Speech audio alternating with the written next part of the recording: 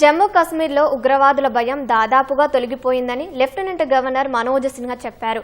ఉగ్రవాద ప్రభావిత ప్రాంతాలైన అనంతనాగ్, పుల్వామా జిల్లాలకు పరిశ్రమలు తీసుకొచ్చినట్లు ఆయన పేర్కొన్నారు. శ్రీనగర్లో ఇండియన్ ఛాంబర్ ఆఫ్ కామర్స్ నిర్వహించిన సమావేశంలో పాల్గొన్న మనోజ్ సిన్హా కశ్మీర్లో ఈ ఏడాది ఇప్పటి వరకు ఒక్కసారి మాత్రమే స్థానికంగా ఉగ్రవాదుల నియామకం జరిగినట్లు నమోదైందని వెల్లడించారు. హర్ఘర్ తిరంగా ర్యాలీలో ఈసారి పుల్వామా ప్రాంతం నుంచి పెద్ద సంఖ్యలో యువత ఉత్సాహంగా పాల్గొన్నట్లు మనోజ్ చెప్పారు. ఒకప్పుడు ఒక ఉగ్రవాదిని చంపితే చుట్టుపక్కల ప్రాంతాలన్నీ మూసేయాల్సి వచ్చేదన్న ఆయన ఇప్పుడు ఆ పరిస్థితి లేదని వ్యాఖ్యానించారు.